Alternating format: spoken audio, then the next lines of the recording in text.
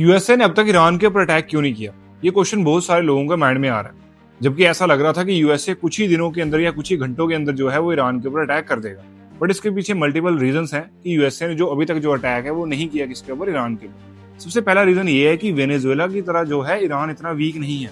Iran powerful है as compare to the Venezuela. Army strong है और आर्मी के अलावा जो मिसाइल्स, जो रॉकेट्स, इसके अलावा जो असला बारूद अच्छा रखा हुआ है किसने, ईरान।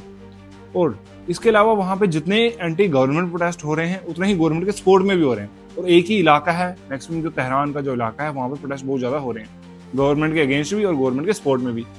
और अगर वहां पे यूएसए एयर स्ट्राइक कंडक्ट करता है तो वहां पे जो गवर्नमेंट के सपोर्टर्स हैं वो भी हैं और जो गवर्नमेंट के अगेंस्ट वाले लोग हैं वो भी हैं, तो मारे दोनों जाएंगे। इस वजह से भी जो है वो अभी तक जो एयर स्ट्राइक्स हैं वो नहीं की गई हैं। और सबसे इंपॉर्टेंट जो रीजन है वो थर्ड वाला है कि ईरान ने डायरेक्ट वार्निंग दी थी यूएसए को कि अगर आपने हमारे पर एयर स्ट्राइक्स कंडक्ट की या कोई भी अटैक है वो किया तो हम क्या करेंगे, आपके जो अलाई कंट्रीज है, आपके जो पार्टनर्स है, उनको टारगेट करेंगे। क्योंकि आप तो बहुत ज्यादा दूर हो, आपके जो अलाई या जो आपके जो पार्टनर है वो कौन है, सऊदी हो गया, यूएई हो गया, ओमान, कतर, इन सभी देशों में जो है यूएसए के बहुत सारे जो है बेस हैं। तो ईरान ने साफ साफ कह दिया था कि अगर हमारे ऊपर कोई भी अटैक होता है तो हम इन सब देशों को टारगेट करेंगे, यहाँ पे आपके जितने भी मिलिट्री बेस हैं उनको टारगेट करेंगे। यानी फिर ये जो वार है ये सिर्फ अमेरिका और ईरान के बीच नहीं रह जाती। ईरान जो है गल्फ के जो बाकी देश हैं उनके ऊपर भी जो अटैक है, स्ट्राइक्स है, वो कंडक्ट कर देता।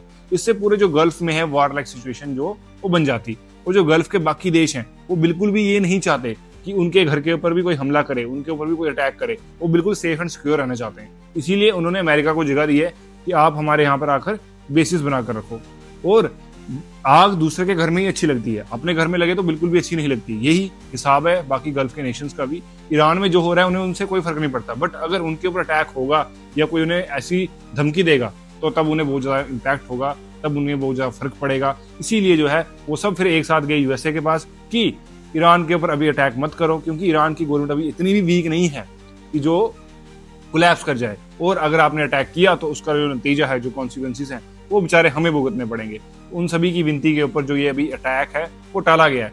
ये होगा मे बी आने वाला टाइम पीरियड में जो यूएसए है वो ईरान की गवर्नमेंट को घिराएगा। वो अभी कुछ महीनों में भी हो सकता है, कुछ दिनों में भी हो सकता है, या कुछ सालों में भी हो सकता है। क्योंकि ये यूएसए का मेजर जो प्लान है वो है कि ईरान की जो गवर्नमेंट, जो रजीम है, वो चेंज की जाए।